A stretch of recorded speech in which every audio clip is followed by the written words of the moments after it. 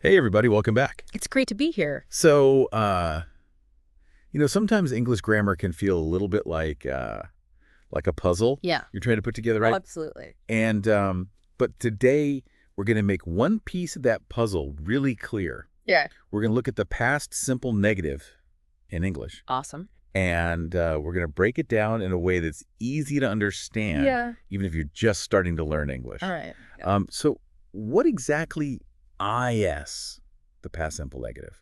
Well, basically, it's just how we talk about things that didn't happen in the past. Okay. So, for example, if you say, I did not eat pizza yesterday, Yeah. that's the past simple negative. No, You're telling us that pizza was not on your menu yesterday. right. So it's all about saying what did not happen. Exactly. Now, how do we actually make a sentence using the past simple negative? So the structure is actually pretty simple. Okay. You start with the subject of the sentence, like I or he or she or they.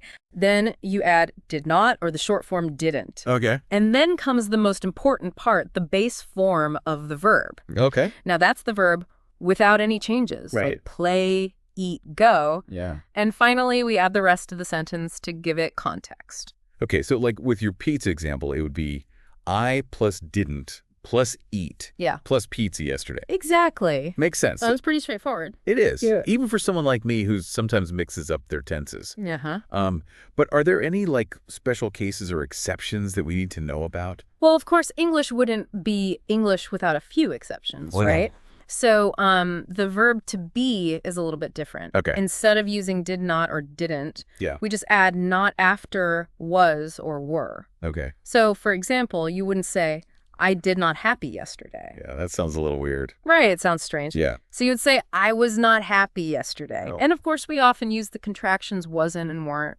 Okay, great. Yeah. So the verb to be always keeping things interesting. Uh-huh. Mm-hmm. Now, I know from learning English myself that there are some common mistakes Yeah, that people make when they're using the past simple negative. for sure. So what are some things our listeners should watch out for? So one really common mistake is forgetting to use the base form of the verb after did not or didn't. Yeah. So sometimes, learners accidentally use the past simple form of the verb, and they say things like, I didn't walk to school yesterday. Right. But the correct form is, I didn't walk to school yesterday. Okay, so it's really important to remember to use that base form. Yes, absolutely. Got it. It's crucial.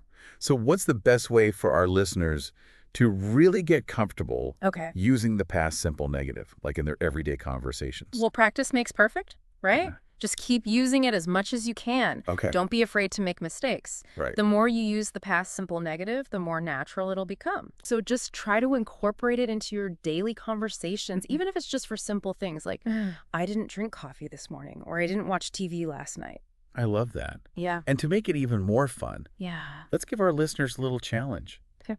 Think about your day yesterday. Mm-hmm. What is one thing that you did not do? Yeah. Maybe you didn't go to the park, or you didn't cook dinner. Right. Try making a sentence using the past simple negative to say that.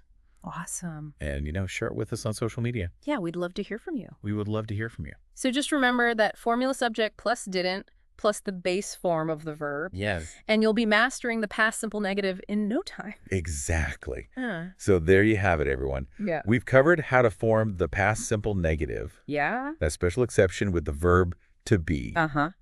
And we've talked about some common mistakes to avoid. Yes. And we even got a little bit of practice in there. Exactly. I hope this has been helpful, especially for those of you who are new to English. Yes.